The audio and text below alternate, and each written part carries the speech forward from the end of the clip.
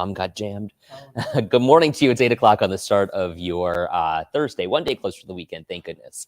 We're getting there. Oh my gosh, we are almost there. Katie is off this morning. Aaron is here. And you know, Aaron, we were just talking about the funniest thing. So I moved, you know, those spin bikes, those sedentary indoor cycling bikes. Yes. Moved one from my sister's apartment into our house yesterday. As soon And as you said it, I said, those things are heavy. yeah, and you know, it's totally unnecessarily heavy too. Like I went spinning for years and years. But then to move one of those bikes, like a Peloton, we're talking, it was not easy. But holy cow, what a workout. In the basement, and it's so heavy. And I really think if, you know, we move one day, that's staying. It's New not going homeowner, anywhere. you want this thing? Because I'm not carrying this back up the stairs. I remember just the difficulty getting it down. Yeah. Like, boom, boom, boom, boom, Right. boom. Like it's not going anywhere. Congratulations, you've been gifted an at-home gym. So we don't want this. Yes, you do. It just comes with the house. You know, speaking of sports, we want to hear your thoughts this morning about the crazy sports moves between the Sabres and the Bills yesterday. So many of the key players, Jordan Poyer, Trey White possibly out, Mitch Morse at center out. That was crazy. That was the biggest surprise to me. I just can't believe, like, of all people, Mitch Morse. He's a relatively benign player, a veteran, but a great center. Great center. They had the line that was together all year. Yeah. He was healthy all year. I mean, he made a lot of money, but you have to pay for your good players. Sure. So that makes sense. Maybe, you know, he's going to be a UFA. Maybe they say, hey, test the market, and here's what we'll give you if you want to come back. There's always that. Brandon Beane, I trust him. You know, I feel like he has earned our trust. He can do what he wants, and we'll see how it plays out. Someone this morning called him a baller. Oh, yeah. I mean, he's got some idea of what he's doing here. My biggest question is, though, are we going to try and do more with less? Like, are the Bills becoming what every other business is in 2024, including ours? It sounds very like a business. Yes. Well, you're paying your quarterback, which you have to, because he's arguably one of the best, if not the best quarterback between him and Mahomes. Oh, John. How's that? Did the old off on? Okay. That better? I think so. Can you hear me now? Yeah. Gee, all that important talking. Just kidding. I said nothing of value. But no, I love what Beane's doing. And like you mentioned, you're paying your quarterback, who's one of the best, so you have to. And then you're going to put other pieces around him. I look at Kansas City. They have Mahomes. They changed their whole style, became more of a defensive team. They lost Tyreek Hill a couple of years ago, and everyone's like, oh my gosh, they're going to be horrible. Boom, they win the Super Bowl. This year, they become, defense first. Oh my gosh, they win the Super Bowl. I'm not too concerned. I think Beane has earned our trust, and we're in good hands. Okay, Von Miller, also a point brought up by Marguerite. They are basically lowering his salary, if you're reading between the lines, restructuring his contract, keeping him along with Taylor Rapp and bringing back Mitch Trubisky. What do you make of that? Von Miller, he'll still be able to afford, to eat at $8.5 million. Von Miller is fine. Like, Von Miller barely played this season and was so overrated. He had the ACL injury, coming off of that. So, another one. We'll see how he does this year. I think it's a fair contract. Hey, we're cutting your salary. You get back to your old form, and we'll give you all that money back. Perfect. Seems like a win-win for both sides. Love Taylor Rapp. Thought he was great. And Trubisky, hopefully he doesn't ever seize the field. I mean, you're right. Well, I mean, Josh never got hurt last year. His backup came in for some, mop-up time. And as long as we do that again, we'll be fine. I feel like him and Josh must have had a really close relationship. They did. And if I'm Mitch Trubisky, absolutely. Chance to win the Super Bowl. The quarterback ahead of me never gets hurt. And I know the system. I like Mitch Trubisky, too. I thought that he was, he's a good player. When he filled in here and there, I mean, there really wasn't that much to say about him. But yeah, he seems like a great system guy. Yeah. He seems like the kind of guy that they like. It seems like he's not going to rock the boat. Right. Come in. I know my role. I hold the clipboard. Do you know what it's called? Doing your job. Yes. DYJ. And as I like to say. They get 17 paychecks a year, and each one's going to be pretty big. Must so be nice. I'll do it. Yeah. Howard says with more with less for sure. So many places are giving subpar results because of the almighty dollar. Look, I mean, it's just a result of the economy, but also in this case, the cap, right? The salary cap. Yeah. The cap is what it is. You have to get under the cap and you have to be compliant, and you have to get under the cap even further if you want to get some other players to come here. Though Jimmy says results of cap mismanagement by Beane. So what do you think about that? I mean, that's he's not wrong. You keep kicking it down the can, eventually you've got to pay and that's what happened yesterday with all those cuts. I was surprised, even Morris especially, but White, I thought they could have, but maybe they know something we don't. Yeah, maybe they're watching him at the facility and they're like, oh man, he's not getting faster. Peter, I'm cracking up at your comment. Aaron, that was shade. I'm shocked at you, but impressed. He says. I don't even know what you were funny talking about, I guess, Mitch Trubisky. It was pretty funny. Oh, yeah. Well, no, I mean, hey, I'm sure he's hoping the same thing. Catherine Walsh, good morning to you, my dear friend, Catherine Walsh. Does this mean that we will go to more games this year? Is this one of your game friends? Catherine is one of my dearest friends. Nice. Perhaps my friend, Catherine Walsh. Maybe we will. Catherine and I, she's one of my really good friends. Okay. I know you like the games in the early part of the season. I hate the winter games. So, Catherine, yes. The answer is yes. He'll be going in those September, October games. As we continue talking about sports and our conversation about playoff hopes and potentials, the Lady Hawks at Cardinal O'Hara are heading into the postseason, looking for a big win to bring back to the town of Tonawanda. And our 7 News reporter, Adam Campos, is there live for us this morning, sending off in style. Hey, Adam. Hey, good morning, Ed. Good morning, Aaron. Good morning to the Cuppies. We are here at Cardinal O'Hara as the Lady Hawks are getting ready to go downstate for a chance to bring home a state title. And we have them all right here. Let me get this camera flipped. We got the team right here. Let me hear it. And we got the school cheering them on, showing some love. So they are getting ready. They are the number 2 team in all of New York State. So this is a very talented group of girls right here. And real quick, I want to bring in a few people just to talk. Kyla, I'm going to bring you to the front. Kyla Hayes, she's a junior. She's the 2-time MVP for their league. Kyla, as you guys are heading downstate, what would a state title mean for the team this year if you guys could pull it off? It would mean so much to us, coming off a tough season last year. We just worked really hard for this opportunity. So I'm really proud of how we've been playing, but there's more to go get. So it'll be really exciting for us to go get this state championship. There you go. And then we got a special tandem, a part of the team. I want to bring in Annabelle Day and Brittany Day. Come on, show some love. So you guys are sisters. Brittany, you are a senior. Annabelle, you are a sophomore. To be able to have this ride together to try to win a state championship, how special is it for you two? Well, playing with my sister is one of my favorite things. We train and practice all the time together, but winning this will mean a lot as our last memory before she graduates. Competing for a state title with my sister is super special, and we've made a lot of memories so far. And my little sister is also joining the team next year, but honestly, the whole team has a sister-like bond. We have a great bond on and off the court. And real quick, this is kind of a little surprise appearance. I want to bring in Coach Nick. He's the main man of this. Come on, show us some love. Yeah. Hey, Coach Nick, you have built a powerhouse here at Cardinal O'Hara. You guys have won the state title before. You have been here. You guys were 9 years in a row winning the Monsignor Martin. You guys lost last year, but now you're right back at it with the title and getting ready to win state. Just talk about how special it is to be able to lead these girls throughout the season and to continue coaching them throughout. Well, it's always special because we have a special parents, we got special coaches, special players, So love to the special parents. administration, and they support us 100%. And without none of them, we couldn't be here where we're at right now. Well, let me hear it for y'all. You guys ready to bring it home? Let's see. Yes, yes. And now to send them off, we got the school here. We're going to get them through the tunnel. Let's go.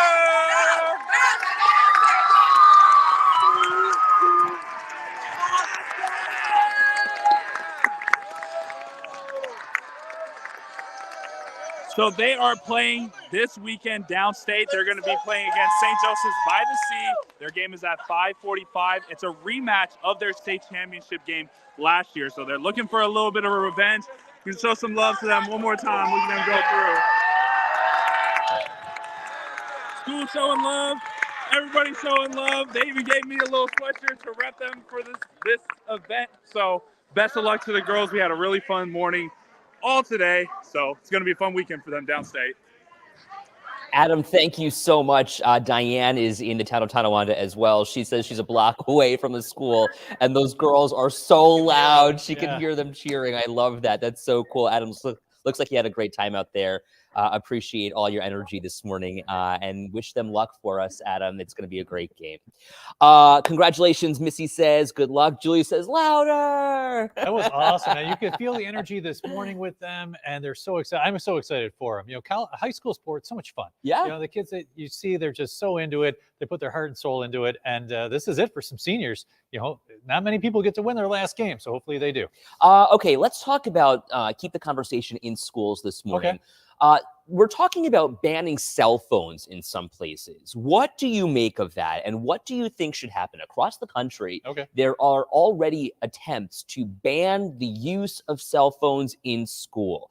And if you're a mom or a dad or a grandma or a grandpa or a guardian of some sort, what do you think should happen? There are so many mixed opinions, so we want to make sure that we're inclusive of all voices here. So let us know what you're thinking. I mean, on one hand, a lot of parents want their kids to have cell phones for emergencies. On the other hand, a lot of administrators and even some students would say that they're distracting and that it becomes a problem, especially for their mental health, considering the aspect of bullying that is almost relentless and hard to avoid when you've got a cell phone in the palm of your hand.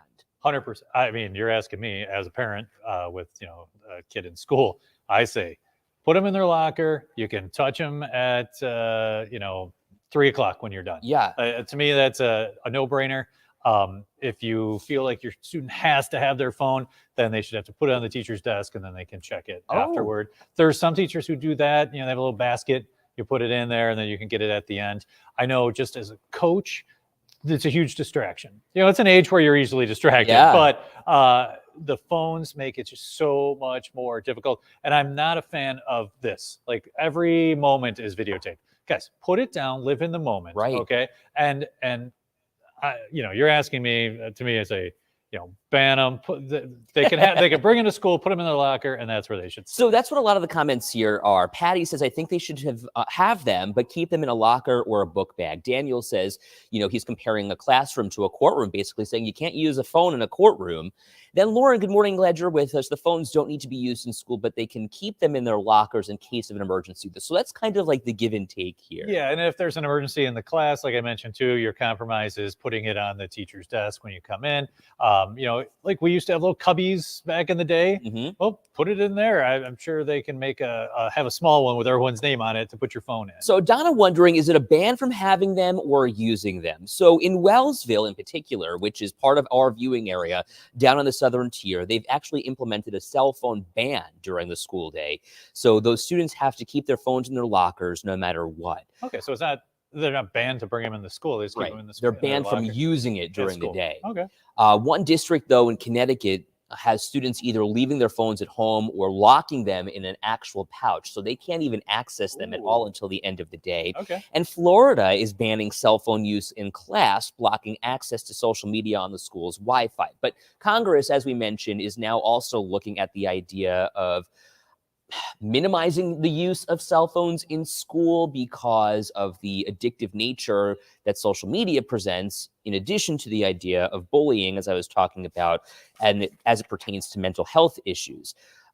And the whole point of being in school is to learn, not to stare at your phone all day. So sometimes we miss the big picture right there. And I'm sorry to interrupt. Well, my big question is, how can Congress and how can lawmakers restrict something that is neither really a privilege nor a right? Do you know what I mean? Like, how can Congress come in and say, okay, 15-year-old or okay, 18-year-old, you can't use your cell phone in school? Like, it doesn't make sense to me. And really, even the state doing that doesn't seem to be legal to me.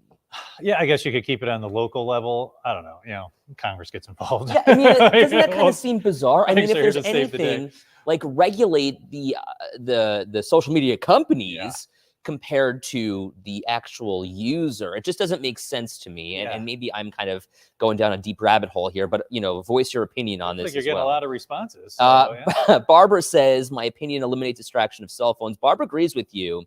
My dad, though, who's also a teacher, he says ban them. Students are fully distracted by their phones.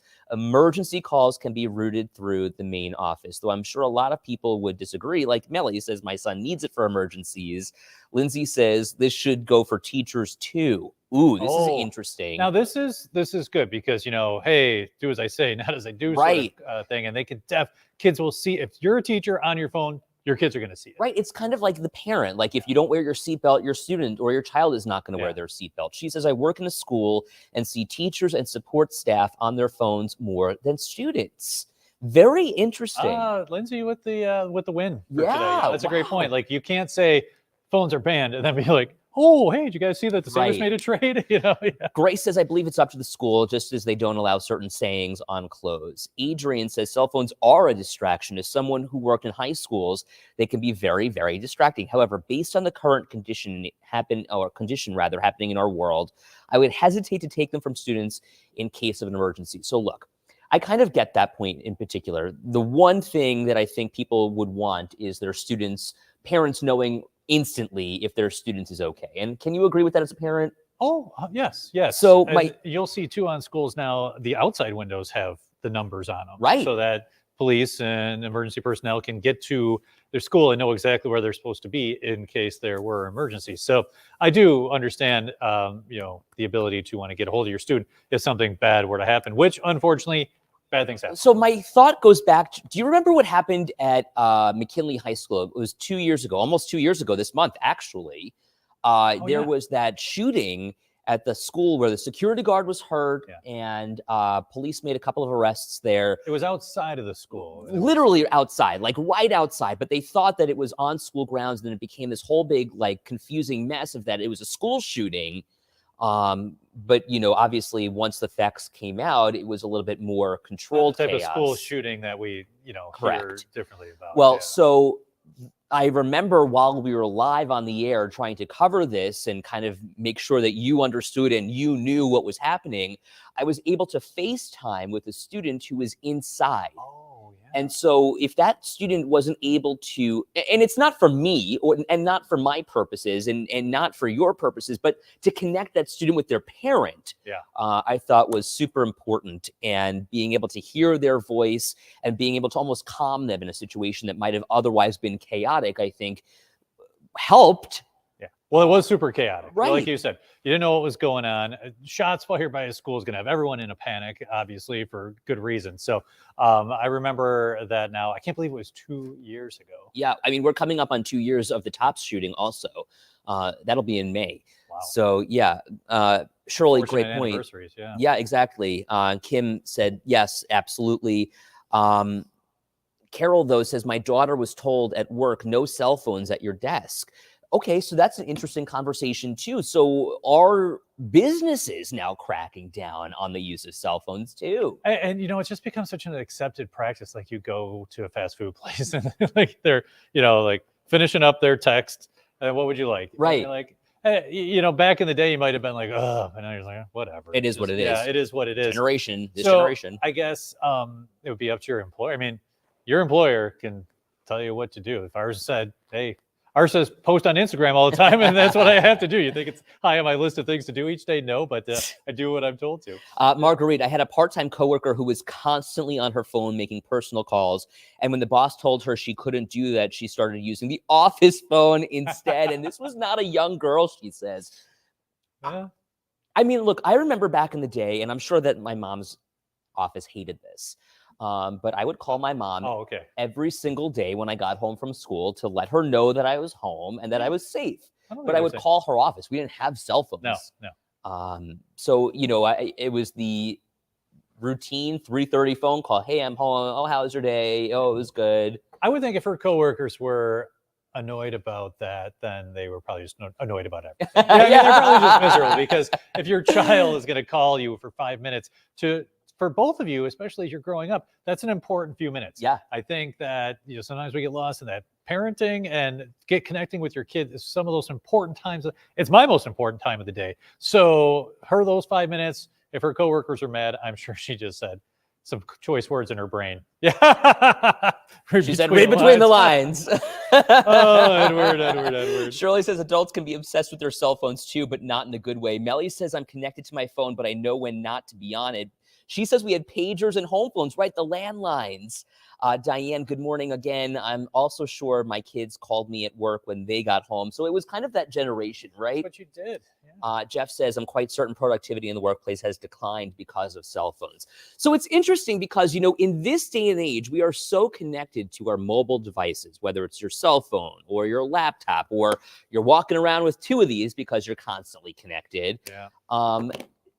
How do we detach? Do we just say, okay, I'm not going to look at my phone, or I'm not going to check my email, or I'm not going to be scrolling through Instagram while I'm sitting next to my partner? What do you do? You know what? I leave mine. I have a little cubby when I walk in. Yeah. That's where I leave. I don't have them right now, like you have yours. I definitely try to distance myself from them as much as I can. That's just me. I hate being connected like that. But like Jeff is saying, workplace has declined because of cell phones, but I think our work days have gotten longer because we'll get texts and emails from our bosses at all times of the day. I mean, and we get up so early. I know. And then there'll be, something that needs to be tended to at 3 p.m. You're like, okay. So yes and no, I agree with that. Like, yes, but no one does like 9 to 5.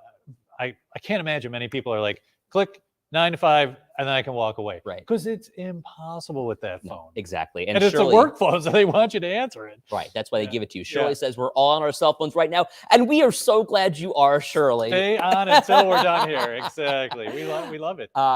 Who else is here? Patty says the adults I see on their phones while driving is ridiculous. My mom says that was never a problem when I would call her from work, but when they hired a 20-something, let her use her cell phone all day, that was frustrating. Yeah. So I think the apple doesn't fall far from the tree when we talk about the children that we work with constantly. Just saying, Deborah, I have to use my phone for work. And then Barb wondering, why do you need 2? So one is personal and the other is for business. Yeah. And so, you want to keep business and personal separate, I think, and they give you the cell phone. So, I don't want people calling me all day and night on my personal phone. Yeah. And certainly this is much more, I don't know. I don't want to say like secretive. That's the wrong word, but it's much more locked down, I think. Yeah, you have to have some disconnect from this job. I mean, we can't know what you're doing 24/7. Right. It's not healthy for you. No.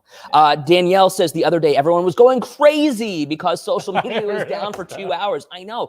Oh my gosh. Who was it in the building? Oh, Mary Beth. She was like, oh, I forgot my Facebook password and it's down. And I don't know what to do. I was cracking up. She can be funny sometimes. Yes.